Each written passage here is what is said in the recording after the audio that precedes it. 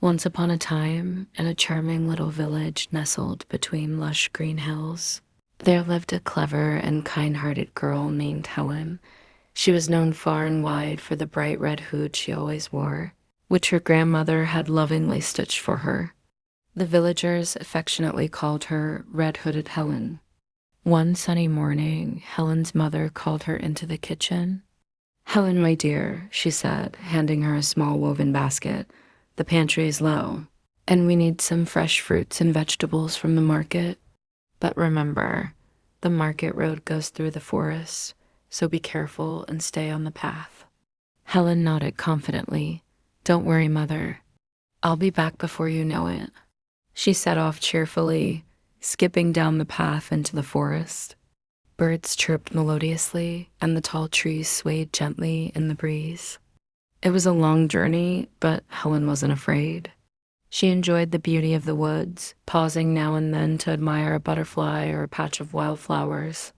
However, deep in the shadows of the forest, a cunning wolf was watching her. This wolf was no ordinary creature.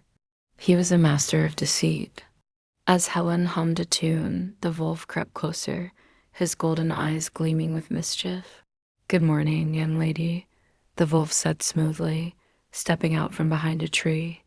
Helen stopped in her tracks, but quickly remembered her mother's warning about strangers. Still, she decided to be polite. "Good morning, Mr. Wolf," she replied cautiously. "Good morning, young lady," the wolf said smoothly, stepping out from behind a tree. Helen stopped in her tracks, but quickly remembered her mother's warning about strangers. Still, she decided to be polite. "Good morning, Mr. Wolf," she replied cautiously. "Where are you headed on this fine day?" he asked, tilting his head with feigned curiosity. "To the market," Helen said, keeping her tone light but firm.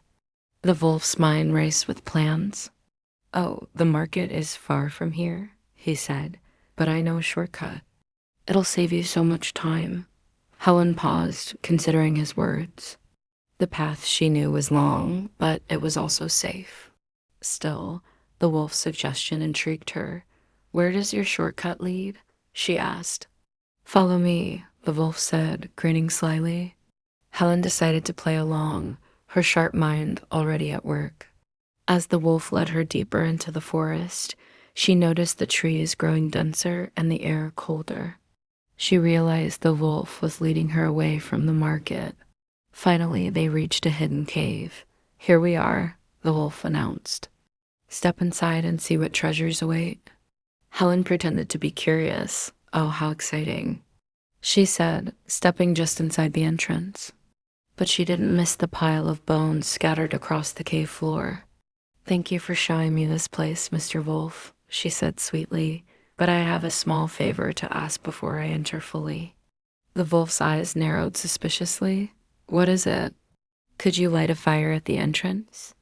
It's so dark inside, and I want to see everything clearly," Helen said, feigning innocence. The wolf, eager to keep her from escaping, agreed. He began gathering dry branches and leaves. While he was distracted, Helen slipped off her red hood and tied it to a low-hanging branch outside the cave. She quietly made her way back to the forest path, her heart pounding. Once she was a safe distance away, she called out, "Mr. Wolf, I'm leaving now." When the wolf saw Helen's hood fluttering in the wind, he ran towards her and growled angrily when he realized her trick. Meanwhile, the Helen ran into the village and gathered the villagers. Armed with ropes and nets, they marched to the wolf's cave. "Look who's trapped now," said Helen as the villagers cornered the wolf.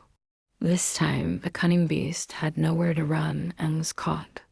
The villagers cheered, and Helen returned to her mother, who hugged her tightly. "You're so brave, my dear," her mother cried. From that day on, Helen's story was told throughout the village as a tale of courage and intelligence. And as for the wolf, he learned never to underestimate a little Red Riding Hood and a sharp wit.